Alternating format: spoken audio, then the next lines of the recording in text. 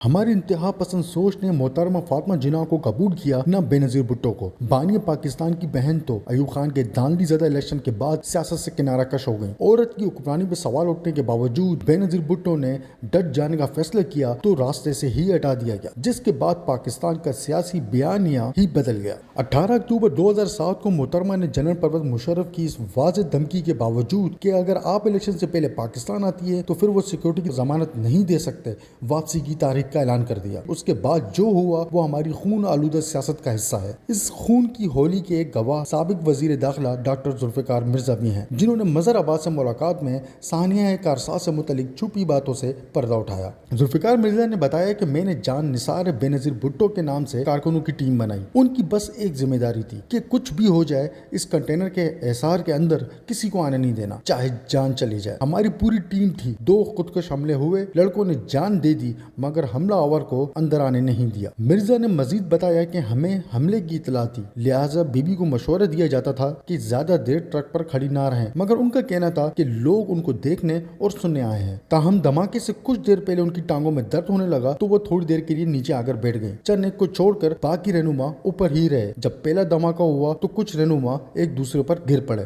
Be be کو میں نے کہا کہ آپ اوپر نہ آئے جب تک میں نہ کہوں۔ میں نے فہمیدہ مرزا اور دوسری پارٹی لیڈروں سے بھی یہ کہا اور باہر گیا تاکہ دیکھوں کہ اثار تو کہیں نہیں ٹوٹا۔ ابھی میں بی بی کو یہ بتانے آیا ہی تھا تو دوسرا دھماکہ جو زیادہ خوفناک تھا ہو گیا۔ بس صرف چیخوں کی آوازیں تھی۔ ہم نے ممکنہ خطرات کے پیش نظر ایسے انتظام کیے ہوئے تھے جن میں ایمبولینس اور 1-2 بلٹ پروف گاڑیاں بھی تھیں۔ میں نے ایک گاڑی حصار توڑ کر ٹرک کے پاس لگائی اور بی بی کو لے کر بلاول ہاؤس پہنچا اور پھر اسپاٹ پر واپس آیا تو دیکھا ہر طرف لاشیں ہی لاشیں تھیں، کوئی پہچان میں نہیں آ رہا تھا۔ سارے دوستوں نے مل کر لاشوں کو یا ان کے ٹکڑوں کو جمع کیا، زخمیوں کو اسپتال پہنچایا۔ وہ سارے واقعی جان نثار بے نظیر ثابت ہوئے۔ میں حیران ہوا تو اس بات پر کہ دوسری صبح تقریباً 9 بجے شہید محترمہ جناح اسپتال میں زخمیوں کے درمیان تھی، وہ بھی بغیر کسی سیکیورٹی کے، اور پھر لیاری میں جو لوگ شہید ہوئے ان کے گھروں کا رخ بھی کیا۔